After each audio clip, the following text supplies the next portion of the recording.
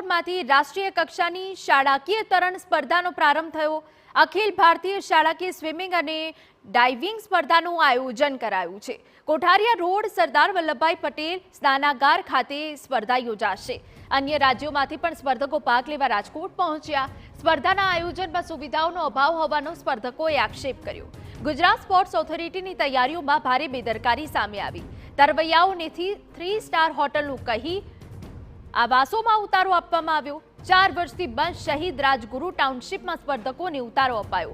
યોગ્ય ભોજન નહીં, પીવાનું પાણી નહીં, શૌચાલયમાં પણ પાણી નહીં હોવાનો સ્પર્ધકો આક્ષેપ કરી રહ્યા છે અને હેરાન થઈ રહ્યા છે। જમીન પર ગાદલા પાથરી દેવાતા અન્ય રાજ્યોમાંથી આવતા સ્પર્ધકોમાં રોષ છે। કોઈ પણ જાતિ સુવિધાઓ નહીં હોવાથી અન્ય રાજ્યમાંથી આવેલા સ્પર્ધકો મુશ્કેલીમાં। 45 યુનિટના 3500 તરવૈયાઓ અલગ અલગ તરણ સ્પર્ધામાં ભાગ લેશે।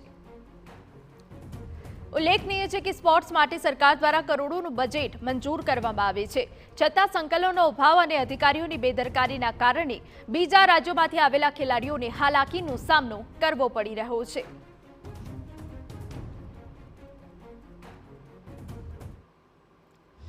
एक पानी तो नहीं है, टॉयलेट करने के बाद जो पानी चाहिए वो साफ करने के लिए वो पानी हमको नहीं मिल रहा है। हमको खरीद के पानी खाने के लिए कुछ नहीं है। बहुत बार हम लोग इधर जो रेस्पॉन्सिबल पर्सन है इधर जो है सबको फोन लगाया, मगर वो कोई बात ही नहीं सुनते हम लोगों का। हुआ ना, उधर से बहुत फैसिलिटी था, बहुत अच्छा है।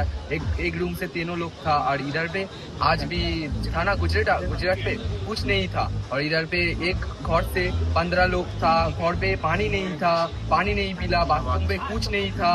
तो हम लोग को थोड़ा क्लीनिंग हुआ था, जहाँ स्टे करे बहुत गंदा, बहुत ही ज़्यादा गंदा, रहने लायक तो नहीं है। फिर रात को आके साफ करके गया, थोड़ा बहुत रह सकते, लेकिन 6 दिन तक ये उतना एडजस्ट नहीं कर पाएंगे हम लोग, क्योंकि हम लोग को तो मेन सोना धोना खेलना ही है। મિસિંગ થયેલું હતું, પણ કાલ રાતના એસએચજીની ટીમ જઈ અને ઘણું બધું પરિવાર ગોઠવી દીધું હતું। જે પ્રોબ્લેમ હતા એ સોર્ટ આઉટ કરેલા છે। અલગ અલગ બીજી જગ્યાઓ ઊભી કરી તાત્કાલિક અને રાતના શિફ્ટિંગ કરેલું હતું અને અત્યારના સ્મૂથલી કોમ્પિટિશન સવારના 8 વાગે સ્ટાર્ટ થઈ ગઈ છે અને ખેલાડીઓ ઉત્સાહભેર ભાગ લીધેલો છે।